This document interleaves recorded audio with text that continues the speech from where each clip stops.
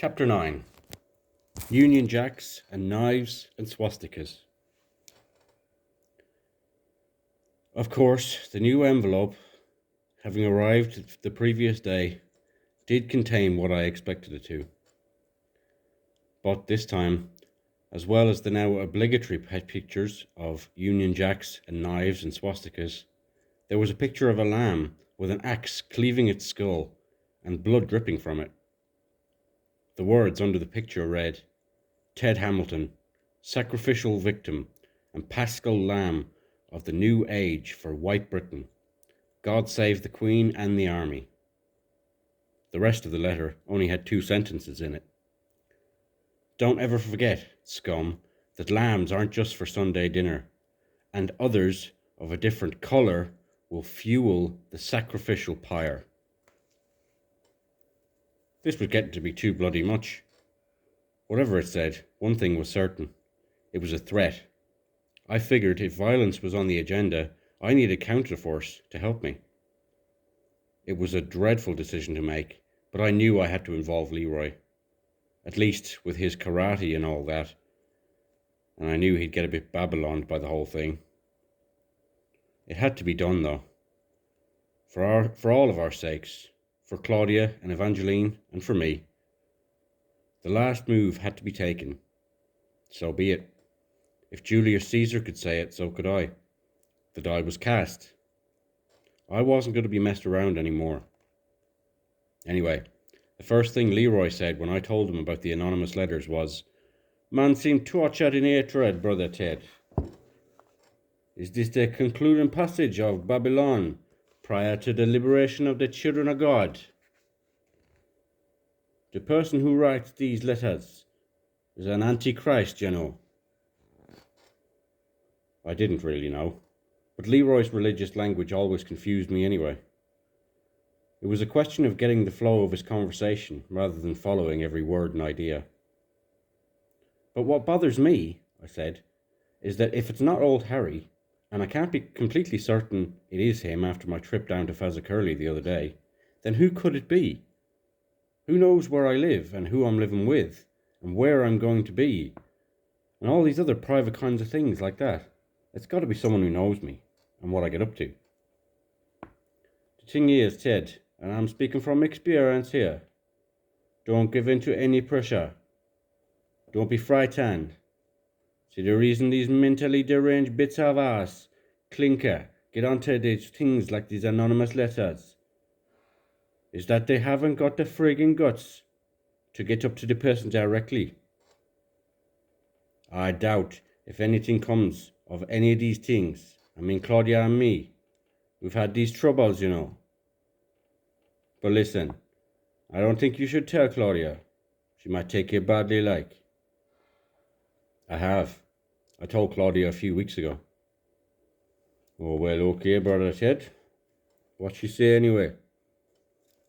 "Well, actually, it was kind of in confidence. I mean, confidence or no confidence? I think you got to get it all out in the open now. You made the moves. You done it now. What'd she say?" I was caught in a hole. Claudia had distinctly told me not to tell Leroy, and I didn't want to hurt his feelings. Now, don't get upset, Leroy, because she said that I shouldn't tell you in case you got carried away with it, you know, that you might take it badly, like. If you get caught up in some reasoning, like, and get religious, I mean, there'd be no way of stopping you. You'd just go on and on about it, like. Shh. That's what the sister think about the visionary totality.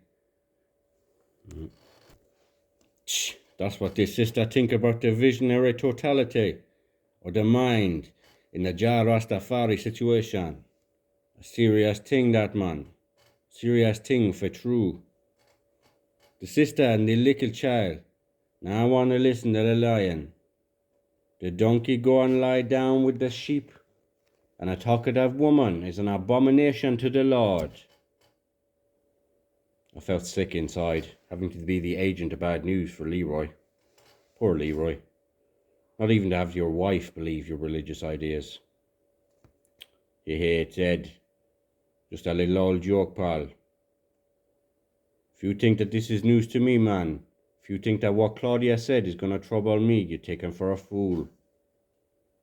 You don't think that after 6 years of being together and breeding a little dada, that I don't know she got no time for the Rasta business? No bother. I know exactly what she didn't want you to tell me, and it wasn't nothing to do with the religious reasoning. It was the plain and simple fact that if I get in any trouble now, it's going to be a long time before anyone as downright simple trusting of that fat alehouse, Alf, will come along. Like his workman. He a good man to give a ex-offender a job. And there aren't too many of them people left in the world, especially where the black people is involved. No need for trouble, I said. I'm only mentioning this if you need advance warning. These kinds of things can, well, I think I appreciate the whole business, bruh. But maybe we can come to some kind of arrangement or plan tonight, eh? You got the night off tonight, right? You must come to the Jellyman's Club, and we have a few drinks to sort the whole issue out. Fat Alf gonna be there, and guess what? You never guess, man. Fat bastard's bringing some tart with him. How about that? You'd never believe it, would you? She must be some kind of mighty decent and good woman to take on that giant garden slug like that bugger. You imagine him on top of you, eh? Believe they had some kind of torture in the Middle Ages where they crushed you to death under a mattress of rocks.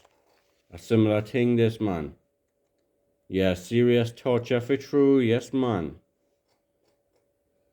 Leroy clapped his hands together, laughing his head off at the idea of it. I had to tell him, actually, Leroy, the woman you're talking about is my mother. They met the other week when I went round to old Harry's the first time.